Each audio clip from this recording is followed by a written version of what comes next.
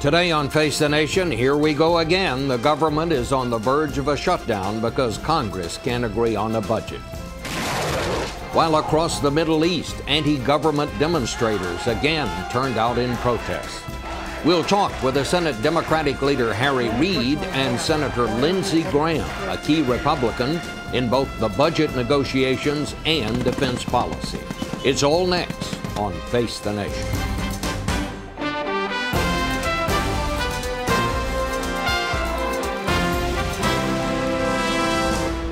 Face the Nation with CBS News Chief Washington Correspondent Bob Schieffer. And now from Washington, Bob Schieffer. And good morning again. The Democratic leader in the Senate, Harry Reid, is with us in the studio this morning. But before we get to him, the news from overnight.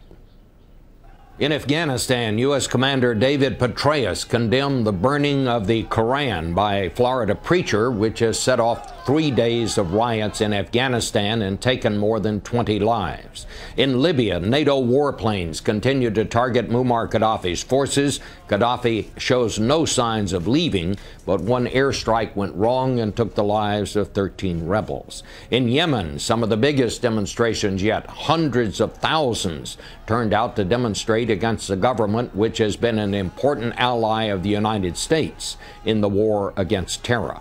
And in Syria, Bashar Assad is trying to form a new government in an effort to end another wave of protests that took at least 7 lives there. To get more on all this, we go to CBS News correspondent Liz Palmer in Tripoli. So Liz, first, what are you hearing about Yemen and Syria? Well, essentially, Bob, it's turned into a game of chicken between President Assad and the reform-minded demonstrators.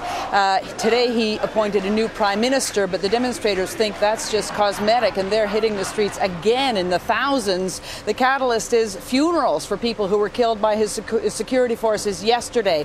And so it looks as if the confrontation, if not the violence, is going to continue. In Yemen, the president is hanging on to power by his fingertips. We've got competing demonstrations, pro and anti-government there, and a big dilemma for the United States because although the president is seen as a despot, he's also an ally in the war against al-Qaeda. And, of course, where you are in Tripoli, it looks very peaceful right there where you are, but that's not the case throughout the country, I'm told. Weirdly peaceful here in Tripoli. This is a city with traffic jams normally. It's like a early Sunday morning every single day. Out in the east, the fighting has sort of stalled at Brega. U.S. warplanes are coming out of the fight today. NATO will continue with the airstrikes, and it remains to be seen whether a slightly better organized rebel force can actually shove Gaddafi's troops out of this key oil port of Brega. We should know in another couple of days. In Gaddafi, do we have any idea where he is? None whatsoever. He's been conspicuously absent, even from Libyan television. One of his spokesmen said cryptically, oh, you know, he has offices all over the country, implying that he may not be here in Tripoli. What everybody's wondering is whether the regime is crumbling from the inside and whether the defection of Musa Kusa, the foreign minister, is just the first of others to come. So far, no word at all on that either. All right, Liz Palmer. Be careful, Liz. Thank you so much. And Senator Reid, I want to ask you first about the situation in Afghanistan. Our military commander there, General Petraeus, was so disturbed by this and the reaction, the fallout in Afghanistan, that he sent emails to all the Sunday morning shows telling them to please emphasize that he condemns this. And now you have Afghanistan President Karzai calling on Congress to condemn the burning and to prevent it, he says, from happening again. Do you have a response to this? Of course, this man in Florida who burnt the Koran, this was a publicity stunt. He basically had nobody in his church anyway, and this was an effort to get some publicity for him. He got it, but in the process, 10, 20 people have been killed. Religious extremism in any form is wrong, and certainly all these deaths is wrong. I'm very, very disappointed that this man who we had some dealings with in January, December, who indicated he wouldn't do anything, and then suddenly, I guess, the publicity had fallen down a little bit, so he decided to do this. It's really too bad, and I think people should understand the consequences of what they do and under the guise of religion. Will you introduce a resolution to condemn this by the Congress, or where do you go from here? We'll take a look at this, of course. John Kerry, the chairman of the Foreign Relations Committee, has been on top of this. He's made many trips to Afghanistan, and I think we'll take a look at this. As to whether we need hearings or not, I don't know. Senator Reid, you heard Liz Palmer in Tripoli. The war goes on. American warplanes have created a no-fly zone. We're heavily involved militarily. But as you heard her say, Gaddafi is still there. What do we do next here? Well, the people of Libya are going to decide, and I think fairly quickly, whether that's days or weeks, but I think it's days or weeks, as to whether they're going to be ruled by a terrorist, a war criminal, Gaddafi, or whether they're going to have a society that's civilized. And I think they've already cast their lot. They want a civilized society. There's a dispute here in Washington about whether the rebels, or whether we should now arm them. Should we? I spoke to the president yesterday about this, President Obama, and I think at this stage we really don't know who the leaders of this rebel group is. We have others, as Secretary Gates has said, that can do it more easily than we can. So I think at this stage, let's just wait and see. Syria. This is the big problem. You saw again these demonstrations in Syria. Do you envision the United States becoming involved militarily there? I don't see that. I do think that Syria has been really a difficult problem for us for some time. They're working with Hezbollah. They have been disturbing what's going on in Lebanon for a long period of time. They're in effect a state of Iran. They get their orders from Iran. So this country is not really a country of its own. And I think the sooner there's some stability there, the better off we are. Now, I hope reestablishing a new cabinet will help, but I don't see us getting involved there militarily. Well, let's talk about what's happening here in Washington. Congress Senator has been in session since January, and unless you can find some way around it, the government will have to shut down at the end of this week because you can't agree on a budget. Can you avoid a government shutdown? You know, we throw numbers around here, and that's good. We need to do that. But this is more than numbers. This involves people. What they did with H.R. 1, this bill that did such mean-spirited things, not to cut the debt, but send an ideological message. For example, little kids, Head Start. These are the poor little children around the country, little boys and girls who want to get a head start. That is, be able to, when they go to school, learn to read and write and do a little bit of math. The cutting benefits to homeless veterans. Yes. These are the kinds of things that have received a lot of publicity. But can you avoid the government shutting down? The Republican leadership in the House has to make a decision whether they're going to do the right thing for the country or do the right thing for the Tea Party. The Tea Party, you see, they spent weeks organizing here, and the day came for their demonstration a couple of days ago. They didn't have thousands of people there. They didn't have hundreds of people. They had tens of people. If you really stretch it, you might have had 150 people there. The Tea Party is not looked at very strongly around the country. The only attention they get is in the House of Representatives, and they shouldn't be getting that attention. What I mean, are you saying that Speaker Boehner and the Republicans who've been here a while are afraid of the Tea Party? Is that what's going on here? That's a pretty good choice of words. The answer is yes. The Tea Party is dictating a lot that goes on in the Republican leadership in the House, and they shouldn't. It shouldn't be that way. We've agreed on a number. Let's work to get that number done. We realize that the country needs to do something about spending, and the long-term benefits to doing something about the deficit are significant. But we don't have to reinvent the wheel. We, during the Clinton years, reduced the debt. For 4 years, we paid down the debt. We know how to do this, but we don't do it on the backs of middle-class Americans. You said you've agreed on a number. That is a number, how much to cut from the current budget. That's right. That's what you're talking about. Yes. What is the number? But Bob, the other thing is $73 billion. But also remember this. What the H.R. 1 does, what the House is trying to do, is send out a message, we're going to balance the budget. But they're doing it with about 10% of the budget. You can't do that. And these are the domestic discretionary programs. Let's assume for purposes of our discussion here that we eliminate everything. That is, we got rid of all the courts, the Bureau of Land Management, the Forest Service, the Immigration and Naturalization, Congress, everything, we get rid of it. Still wouldn't balance the budget. We need to look at the long-term impact that our spending habits have created. We need to look at why do we need to continue giving tax breaks to the oil companies? But the former head of Shell Oil said he didn't think that was appropriate anymore. Agriculture is making more money now than they've ever made. Let's take a look at some of those. Well, do you think, let me go back to my original question, do you think at the end of this week the government is going to be shut down, or is it going to be operating? I always look at the glass being half full. I think we can work this out. It's so easy to do. We're just really, in Washington terms, a few dollars short of being able to do this. It's a question of how we do it. We can't do it on Head Start. We can't do it, that's a program for little kids. We can't do it on homeless veterans. We can't do it on a program that was developed by President Nixon. The legislation was introduced by the first President Bush when he was in Congress. That's a Title 10. All those programs have not contributed to the debt. Let's work on programs that contribute to the debt. What does the president need to become more involved? What would you like to happen here? What can make this happen? What does Speaker Boehner have to do here? President has been heavily involved. Every day that I'm working, we have with us the head of the Office of Management and Budget, Jack Lew. We have Rob Neighbors, who was a longtime appropriations chief clerk in the House. We work with the president on a daily basis. He gets a briefing every day. I talk to him. I talked to him yesterday. I talked to Biden. So they're heavily involved here. What my friend John Boehner needs to do is say, what's the best thing for the country?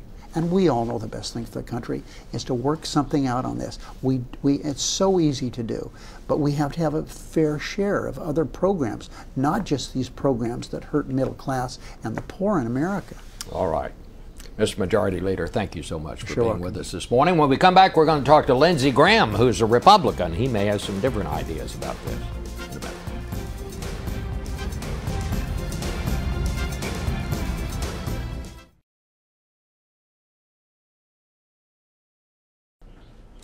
And now from the campus of Clemson University in South Carolina, Senator Lindsey Graham. Senator Graham, I want to start with this, what Senator Reid just said. He suggested, I asked him, I said, are Speaker Boehner and the mainstream Republicans, the people who have been around here a while, just afraid of the Tea Party? And he said, well, that's a pretty good choice of words.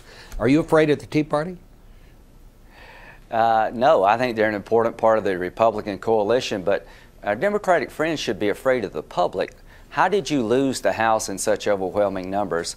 How did you lose so many Senate seats? It was about spending, the size and scope of government, rejection of Obamacare.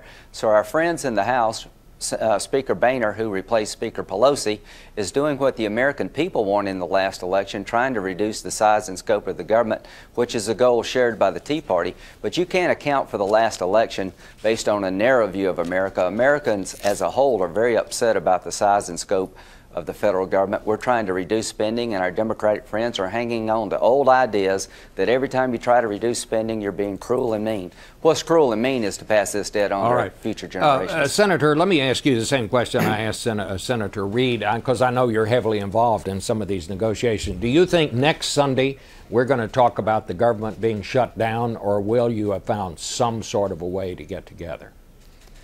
I think we'll get together. I think there are enough red state Democrats who do not want to take this fight any further. They do want to be seen as reducing spending. We're talking about 12% of the budget. Harry's right about that. The 2012 budget on the Republican side will be talking about reducing the size of government by trillions, not just billions. But I think we'll find consensus. We've already reduced spending by $10 billion. The two CRs that we passed cut spending more than any Congress in the history of America in terms of rescission. So I think we'll find common ground. There are enough Democrats out there who understand they need to be on the right side of reducing the federal government, and we'll find a number that we all can agree on. I want to get to this Afghanistan thing. General Petraeus today condemned the actions of this Florida preacher who burned the Koran. You heard what Senator Reid said. Yeah. Is there anything that actually can be done along this line? You know, I wish we could find some way to hold people accountable. Free speech is a great idea, but we're in a war. During World War II, you had limits on what you could say if it would inspire the enemy. So burning a Quran is a terrible thing, but it doesn't justify killing someone. Burning a Bible would be a terrible thing, but it wouldn't justify a murder. But having said that, anytime we can push back here in America against actions like this that put our troops at risk, we ought to do it. So I look forward to working with Senator Kerry and Reid and others to condemn this, condemn violence all over the world based in the name of religion. But General Petraeus understands better than anybody else in America what happens when something like this is done in our country. And he was right to condemn it, and I think Congress would be right to reinforce what General Petraeus said. We saw the report from Liz Palmer, turmoil all across the Middle East this morning. Is it time to arm the rebels in Libya and go directly after Gaddafi? Well, I think it's time to go directly after Gaddafi. If you had TOW missiles given to the rebels in Libya, they could fight the tanks in addition to air power. But this strategy that President Obama's come up with, I think, is not going to defeat a determined enemy. The question is Gaddafi determined? The strategy is confusing to the American people. Only 21% believe President Obama has a clear view of how to handle Libya.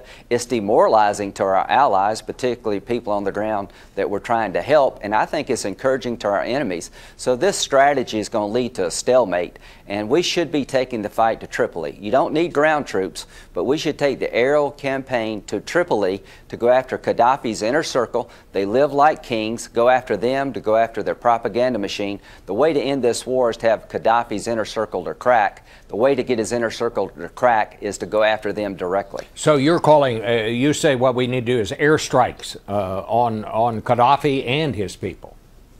Absolutely. I think he's an international war criminal. I don't believe he's a legitimate leader of the Libyan people. His inner circle is in a bit of disarray. They would be in more disarray if we took the fight to Tripoli. We are going to have a stalemate if we don't change our strategy. The strategy should be to help the rebels help themselves, provide arms when it makes sense.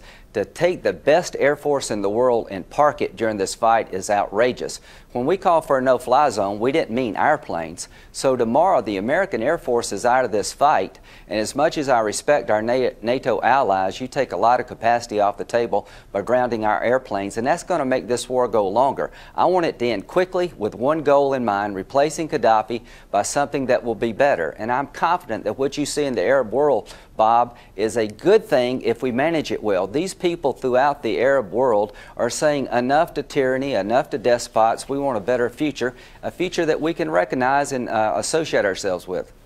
Senator, you know, when a story like this happens, and we got two big stories now, the situation in Japan and the situation in Libya, it tends to just sort of overwhelm the rest of the news. And a lot of things that would be getting coverage don't get coverage. One of those is Iraq. I am told that you're concerned about what's happening in Iraq right now. Why so?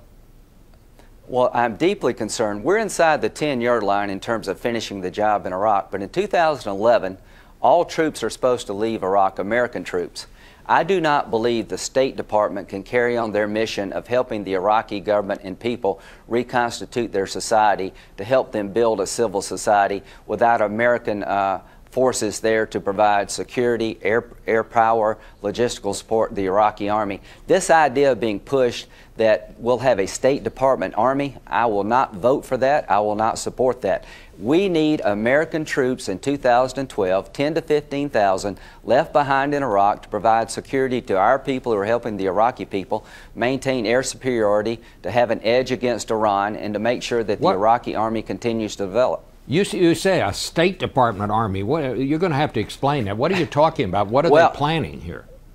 Well, here's the backup plan. If all military forces are withdrawn from Iraq in 2011. The State Department has come to the Congress and said, we're going to need over 50 MRAMs, these mine-resistant vehicles. We need a fleet of helicopters and thousands of private security guards to protect us as we go to the 4 consulates in Iraq to do our job to help the Iraqis build a civil society out of a dictatorship. I think that is a losing formula. I do not believe the State Department should have an army, that's not the way to provide security to our State Department, that if we're not smart enough to work with the Iraqis to have 10 to 15,000 American troops in Iraq in 2012, Iraq could go to hell. There are fights now between the Kurds and the Arabs. I'm sorry, but I find this hard to believe. Are you talking about we're going to arm our diplomats and put them in these kind of vehicles that people are driving around in Iraq now?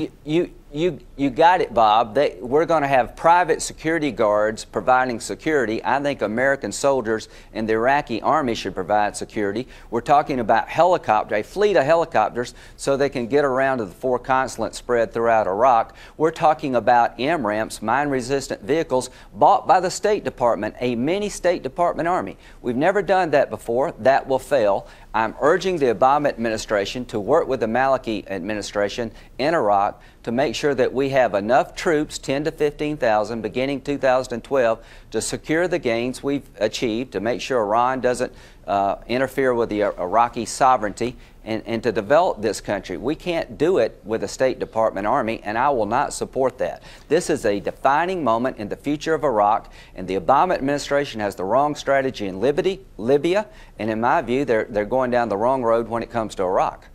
Well, I find all of it hard to believe. We have about 20 seconds, Senator. I want to go back to make sure I understood what you said about Libya. You're ready to give missiles to the rebels there. I think TOW missiles, I'm ready to look at arming them to help themselves. We need American air power back into the fight, and we need to take the fight to Tripoli. Go after his inner circle. That's the way to end this war decisively and quickly. The strategy we have is going to lead to a stalemate. It needs to change. Help the rebels. Take the fight to Tripoli. Get this thing over with. Gaddafi must go. It'd be a disaster to keep him in power. All right. Well, you certainly made some news this morning, Senator. I'll give you that. Thank you so much for being with us, and I'll be back with a final word for this.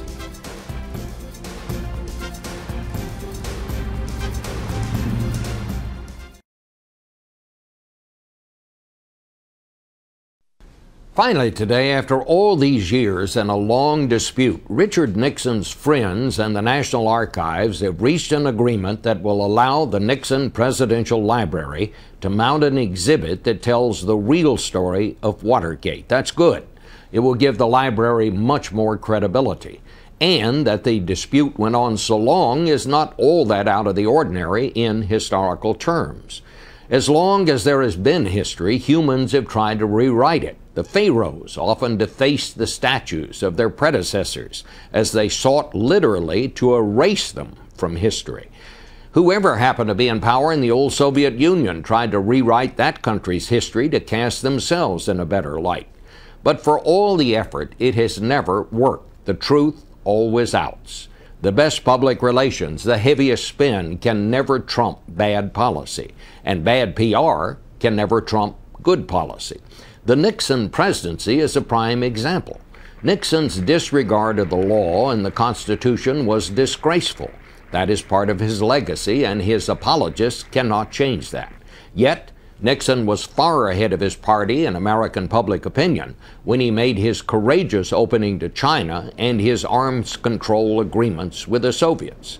Those were monumental achievements and will be remembered as such, whatever his critics say. So I'm glad the Nixon Library did what it did.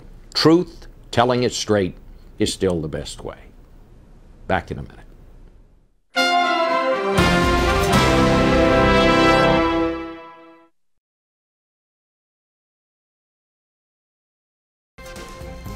And that's it for us. We'll be right here next week on Face the Nation. This broadcast was produced by CBS News, which is solely responsible for the selection of today's guests and topics. It originated in Washington, D.C.